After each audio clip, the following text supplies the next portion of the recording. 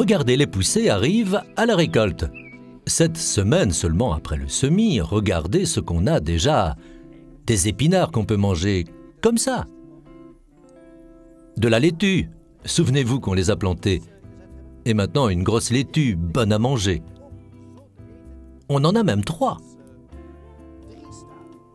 Il faut tout récolter car vous devez faire une savoureuse salade avec votre classe.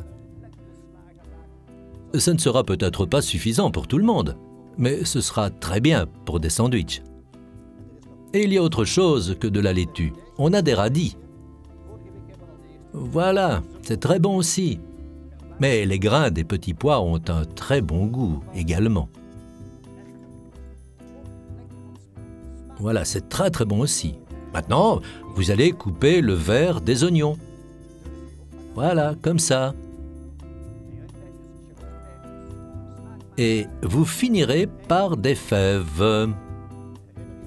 Voilà, vous tirez sur la plante et vous allez couper les racines. Et vous les mettez avec la laitue. Vous obtenez alors une excellente salade printanière.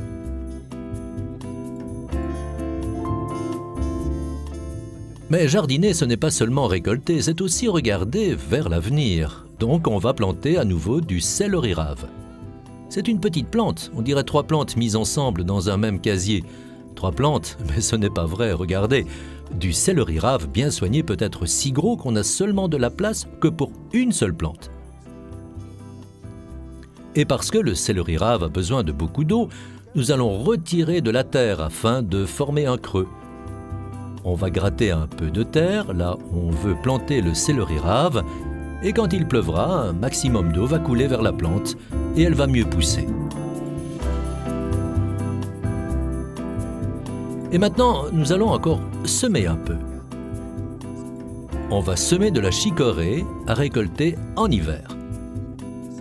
Mais ce qu'on peut faire aujourd'hui, c'est semer afin de faire pousser les racines. Et grâce à ces racines, nous pourrons travailler en octobre.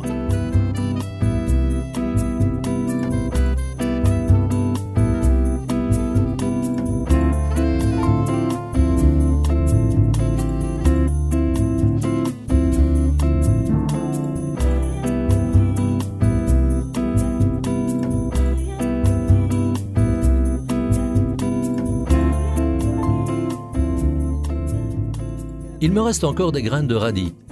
Mais comme je n'ai plus de place, nous devons d'abord récolter les épinards.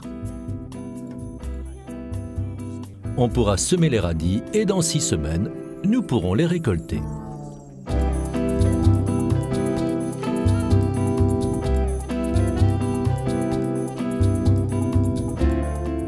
Entre-temps, j'ai regardé le blog des écoles.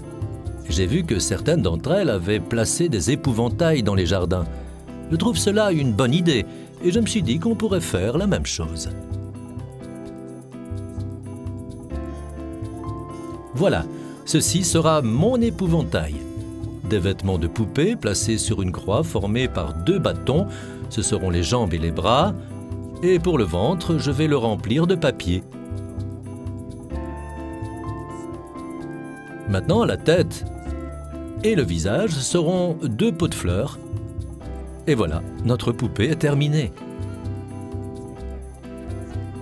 Et maintenant, je fais 2 mains avec du papier d'aluminium pour effrayer les oiseaux, car ils ont peur de tout ce qui bouge et qui scintille. Que je vais poser comme ça, et je vais les attacher avec des épingles de sûreté.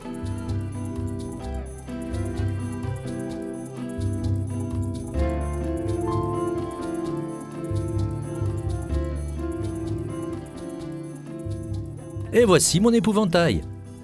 Il pourrait être la mascotte du jardin. Et pourquoi ne feriez-vous pas votre propre mascotte de jardin? Et si tous les élèves de la classe s'y mettaient? On pourrait lui donner un beau nom et le mettre sur le blog de votre école.